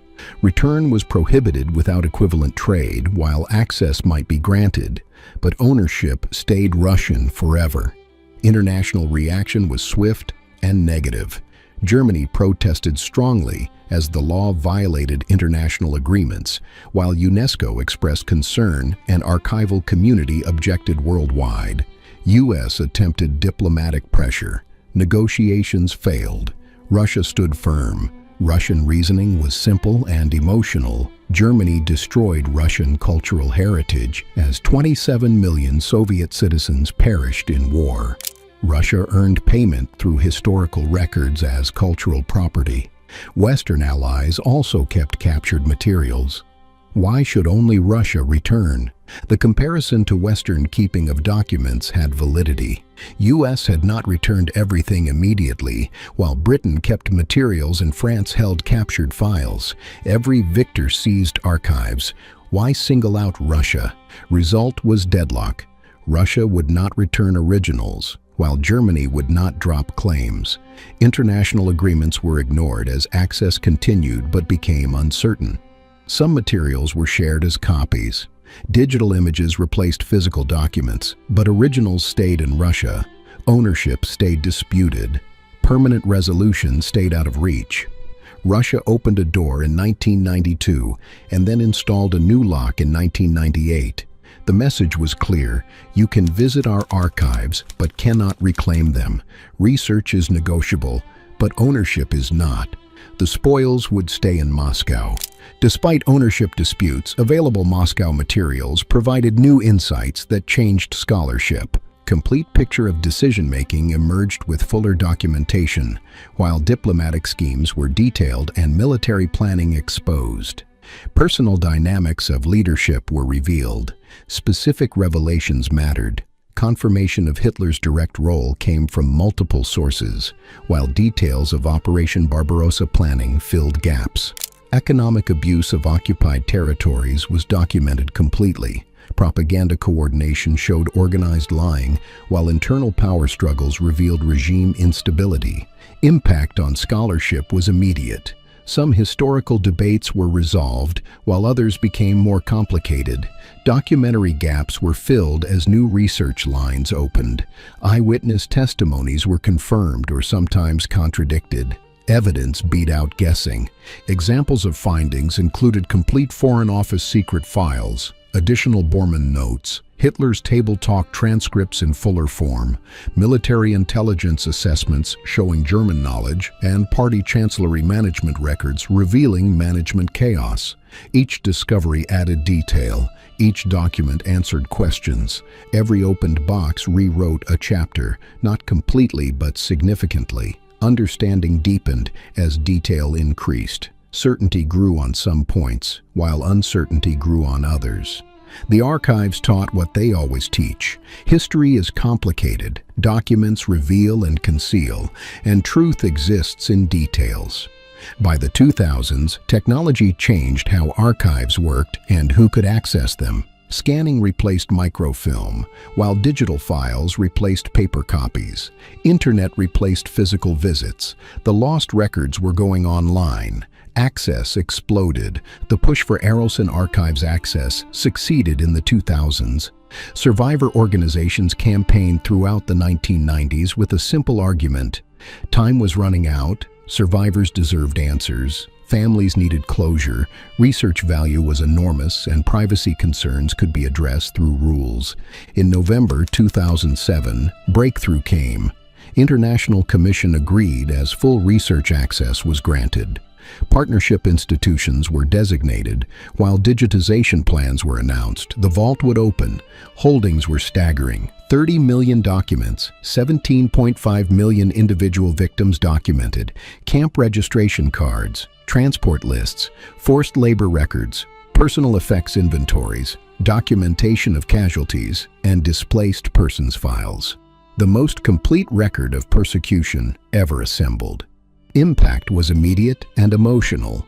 Families found final records of relatives, while researchers conducted organized studies for the first time. Statistical analysis became possible as education was enhanced.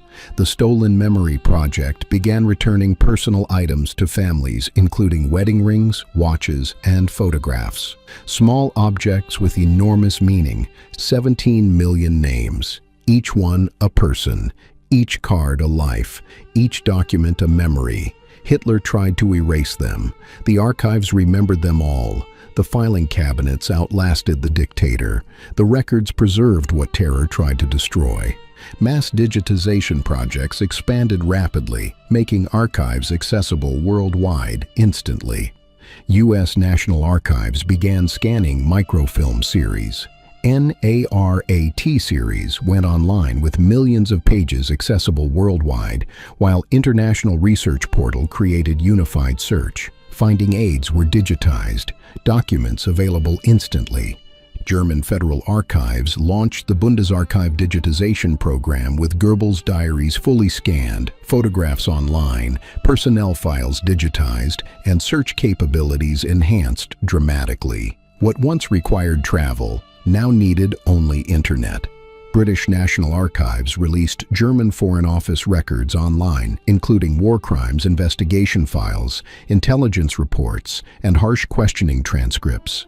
Everything available for download with multi-language interfaces and open access philosophy, providing democratic access to documentary evidence. International cooperation increased through shared digital storage, unified search platforms, cross-referencing capabilities, coordination between national archives, common standards, and compatible systems, creating a global network of documentation. Hitler's secrets were going online. Anyone with internet could now be a researcher, including students in rural schools, survivors' grandchildren, journalists, teachers, filmmakers, and artists. The barriers fell, the documents spread, the truth went viral. Technology applications expanded beyond simple digitization. Optical character recognition converted images to searchable text, while handwriting recognition algorithms read Gothic script. Automated translation broke language barriers as pattern recognition found connections. Network analysis mapped relationships. New research capabilities emerged that were impossible just decades before. Researchers could search millions of pages instantly, track individuals across documents, map SS officer networks, identify decision-making patterns, cross-reference across archives, and perform statistical analysis of massive datasets. Questions impossible in paper era became answerable. Specific projects demonstrated potential through efforts like NARA's Records Access Program, Arolsen Archives Digital Platform, Bundesarchiv Online Portal, International Research Portal, and Holocaust Museum databases. Each added functionality. Each enabled new research methods. Research breakthroughs followed. Transport routes were rebuilt through automated analysis, while criminal networks were mapped from personnel files. Victim fates were determined through cross-referencing. Historical debates were resolved with complete evidence. new questions emerged from unexpected patterns. Artificial intelligence was reading Hitler's handwriting. Machines tracked connections humans could not see, while algorithms found patterns in chaos. Computers processed what would take researchers lifetimes. The machines were better at remembering than humans ever were. The digital change made democratic access possible. Physical documents required travel, money, and time. Digital files needed only internet. Poor students, remote researchers, and elderly survivors all gained equal access. Geography became irrelevant. Economic barriers fell. The documentary record was finally, truly accessible. The journey from salt mines to servers took 80 years, but the archives are no longer lost. They were found, organized, digitized, shared, protected, and available.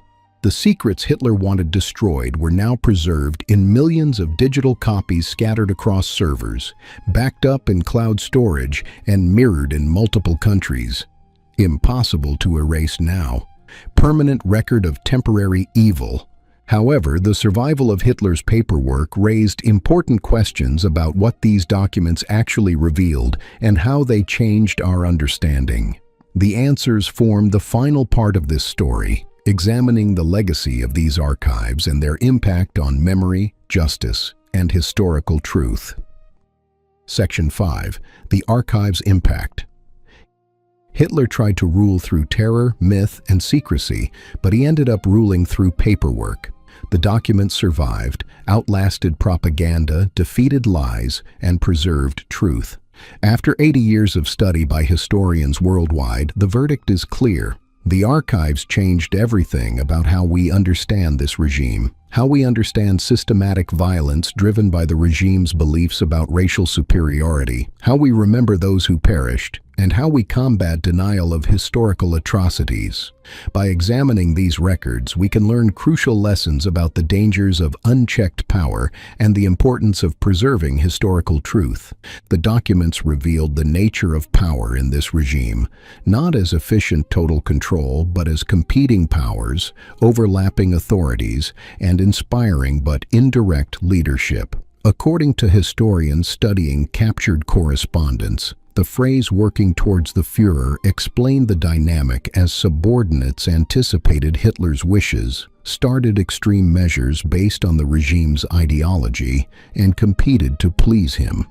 Consequently, Hitler set direction while others filled in details.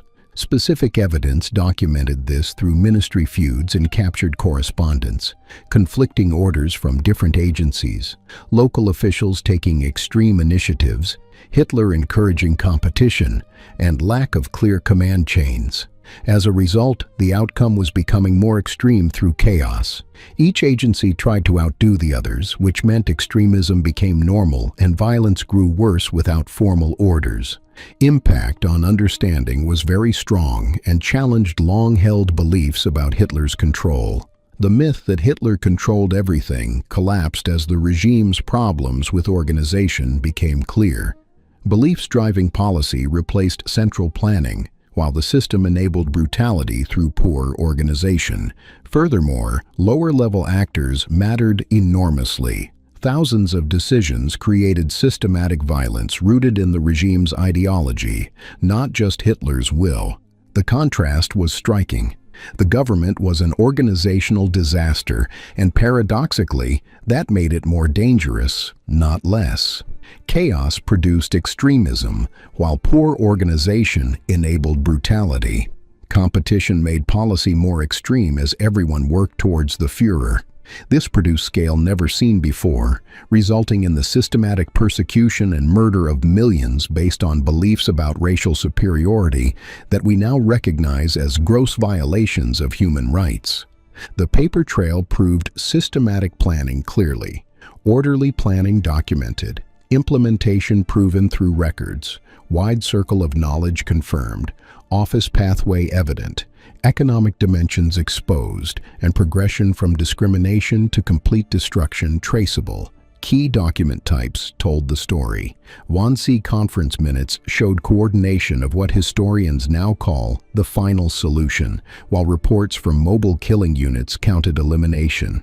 At the same time, transport lists named individuals as camp construction contracts, proved facilities designed for mass murder. Budget documents funded operations, while labor assignment records tracked forced labor and abuse. Additionally, personal property inventories listed theft from murdered individuals. What this demonstrated was undeniable and left no room for doubt about the regime's systematic crimes. According to historical research, systematic violence was not spontaneous, but required extensive coordination involving thousands of participants who carefully documented their own actions. Moreover, economic abuse was central, as those persecuted were tracked at every stage, from identification through deportation to property seizure. Impact on combating historical denial was decisive. It became impossible to deny scale with 17 million names in registries, while it was equally impossible to dispute knowledge as thousands of officials processed papers. Similarly, it proved impossible to refute planning with years of preparation documented, while impossible to reject participation as personnel files proved who served where. The documents spoke for themselves. The regime wrote their own confession and then filed it in multiple copies. The obsession with office work became their conviction, and the paperwork they created condemned them through their own words, their own signatures, and their own records. All of it cannot be denied. Evidence of Hitler's personal role was substantial through orders authorizing military operations, meeting notes from inner circle diaries documenting his involvement, direct quotes in Goebbels's diary preserving his words, Himmler's logs tracking Hitler meetings, personal correspondence showing his knowledge, and table talk transcripts revealing his thinking. However, the historical debate eventually found resolution. Both sides had evidence as Hitler set the framework while subordinates filled in details. Some initiatives came from below, but everything aligned with Hitler's wishes. Consequently, the scholarly agreement emerged. Hitler was essential but delegating. He created a system that rewarded extremism and approved outcomes even if not every detail. The regime was Hitler's vision realized. What documents showed about Hitler was consistent across thousands of pages examined by researchers. Violence was driven by the regime's beliefs about racial superiority from the 1920s onward, grew worse as opportunities arose, and followed key decisions he made personally. He avoided written orders when possible and relied on verbal communication, but subordinates documented everything anyway. Hitler tried to rule through whispers, while his office workers turned whispers into paperwork. The Führer could speak in private, but his staff would write it down. The orders could be verbal, but the files would be permanent.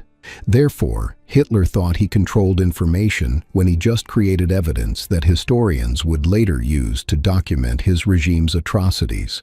Even 80 years later, surprises continue. New boxes open, while new files emerge and new names surface. The hunt is not finished. Recent finds made headlines. In 2025 in Argentina, workers in Buenos Aires courthouse found 12 crates containing party membership booklets for 5,000 members in Latin America, photographs of Hitler, and propaganda materials providing evidence of networks abroad. Questions about how they arrived continue with investigation ongoing. Other discoveries happen regularly through private collections coming to light, estate sales revealing souvenirs, photo albums and letters appearing, military documents found in attics, continued opening of intelligence files, and Russian records still releasing materials selectively. Each year brings something new. The hunt is not over. Families inherit boxes, while renovations reveal hidden compartments. Meanwhile, auction houses receive mysterious lots as archives discover misfiled materials. The documentary trail continues appearing fragment by fragment and page by page. Evidence emerges. Current controversies multiply over ownership, ethics, and access to historical materials. Who owns historical evidence? Russian-held German collections remain disputed, while twice-stolen Jewish materials raise ethical questions. Personal papers versus state documents create legal tangles as privacy versus historical openness produces conflicts. Additionally, digital access versus physical custody generates debates. International positions vary. Germany wants materials returned, while Russia claims war payment right. At the same time, Jewish organizations seek community archives as scholars push for open access. National archives assert ownership. Each stakeholder has real interests. Consequently, resolution remains hard to reach. Ethical considerations make ownership more complicated. What about documentation of those who perished? Should perpetrator files have different rules? How to balance privacy with openness? Does cultural heritage go beyond national property? Do digital copies resolve physical possession? Philosophy meets law meets politics. Simple answers do not exist. Current compromise favors sharing. Share copies if not originals. Digitize for universal access. Work together on preservation. Respect multiple stakeholders. And put availability over ownership first. Not perfect solution, but practical approach. Documentation serves memory best when visible. They are still arguing over who owns these filing cabinets. The documents themselves just want to be read. The paper does not care about politics, but cares about truth. Therefore, the evidence exists to be examined. Ownership matters less than access. Possession matters less than knowledge. Modern relevance extends beyond historical study into present-day concerns about extremism and human rights. The archives combat denial with evidence that cannot be denied. They document how democracies fail, while they show dangers of office involvement in terrible acts. They reveal how extremism becomes normal, and they provide warning signs for present dangers. By studying these documents, we hope to learn how to recognize and prevent similar atrocities in the future. Contemporary applications matter significantly. Education programs use primary sources to teach about the dangers of the regime's ideology, while war crimes investigations follow methods developed from documentation. Furthermore, understanding how people become extreme draws on historical evidence. Documentation importance is proven through example. Archive preservation protects truth from manipulation. Digital age creates new considerations. Materials are accessible online, but risk of taking things out of context grows. Educational framing becomes essential as misinformation can exploit documents. Consequently, manipulation requires watchfulness, while need for archive literacy increases. Raw reports need interpretation. Context prevents misuse. These archives are not just history, but a manual for what to watch for, showing warning signs, documenting dangerous patterns, revealing how evil becomes normal, proving importance of documentation, demonstrating power of evidence, and teaching eternal lessons. The past instructs the present. The documents warn the future. This documentary aims to educate about these dangers so they are never repeated. The greatest defeat the regime suffered came after its fall, when those who perished were remembered. The terrible acts driven by beliefs about racial superiority were documented. The names survived. The truth endured. The archives became memorial, unintended, unplanned, but real. The Arolsen Archives achievement stands as monument. 17.5 million individuals documented, with each card representing a person, not a number. Names, dates, and locations preserved. Personal effects tracked. Final fates recorded. The regime wanted anonymous operations, but the records restored individuality to those murdered based on false beliefs about race that we now recognize as fundamentally wrong. Examples multiply across the collection. Anne Frank's transport list survived, while members of Oskar Schindler's list were traced. Family connections were restored decades later as personal items returned to descendants. Furthermore, the Stolen Memory Project continues work with wedding rings reaching granddaughters and watches returning to nephews. Small objects carry enormous meaning, providing physical connection to murdered relatives. The meaning goes beyond statistics. Memory preserved through documentation, as each name was reclaimed from being forgotten. Documentation became resistance to erasure. The officials meant to track those they persecuted, but created permanent memorial instead. The regime turned people into numbers, but the archives turned the numbers back into people, each one an individual who suffered systematic persecution based on beliefs about race that we now recognize as grossly wrong. The Berlin Document Center had opposite effect. 10 million party members documented, with SS officer careers tracked and promotions and assignments recorded. No escape into being unknown. Denials destroyed. The card listing remembered what they wanted forgotten. Legal and historical accountability followed decades later based on these preserved records. War crimes trials happened decades later based on personnel files, while career paths were rebuilt from documents. Involvement proven from records. Justice delayed but not entirely denied. Some criminals escaped, but not all. Consequently, documents enabled prosecution. Evidence convicted criminals. Political exposures resulted from these archives.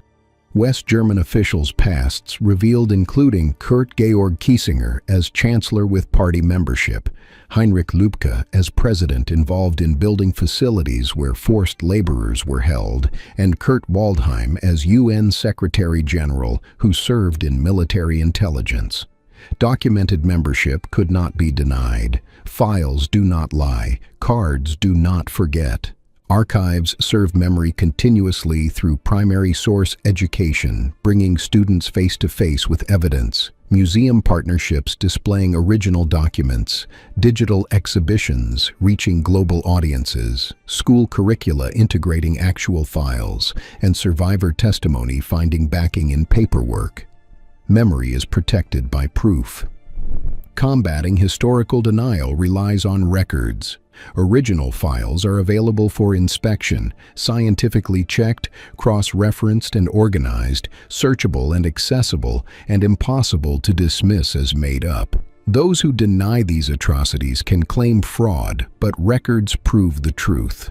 Consequently, conspiracy theories collapse against complete documentation. Future preservation ensures permanence. Digitization means copies exist everywhere, while multiple storage places provide security. International cooperation protects against loss, as open access prevents suppression. Meanwhile, next generation learns archive skills. The work continues. Documents outlast deniers. Files outlast forgetting. Truth outlasts lies. Memory outlasts erasure. Paper is fragile, but memory is not. The documents may yellow and crack, but digital files endure. The collection may migrate formats, but truth remains constant. The evidence may be disputed, but reality persists. Hitler wanted to be remembered as great leader. His own records say otherwise. What did these archives prove about the regime and its systematic crimes against humanity? According to historians studying these documents, they made clear that the regime's ideology led to systematic violence as Hitler created a system of becoming more extreme. They showed thousands knew and participated, while they demonstrated planning and coordination. Furthermore, they confirmed Hitler's direct role as they proved machinery was office-based. They showed events happened exactly as survivors described.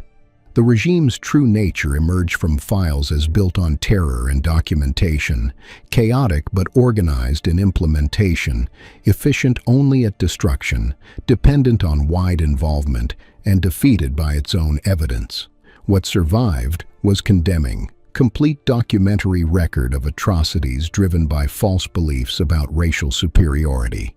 Hitler built his regime to last 1,000 years, but his filing cabinets lasted longer. The documents outlived the dictator, while the archives outlived the regime. Evidence outlasted propaganda, as truth outlasted lies.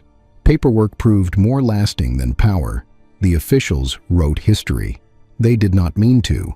They could not help themselves. The great irony defines the story. Hitler demanded documentation for efficiency, and his officials agreed enthusiastically. The regime documented its own terrible acts carefully, and the evidence survived. Documentation enabled accountability.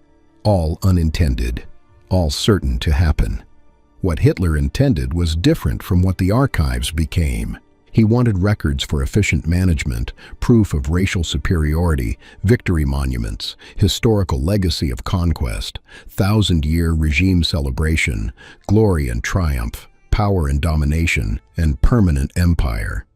What the archives became was opposite: evidence for prosecution, material for education, proof of terrible acts, monument to those who perished, warning to future, testimony of survivors, conviction of criminals, and memorial of resistance. They meant to write their triumph, but wrote their confession instead.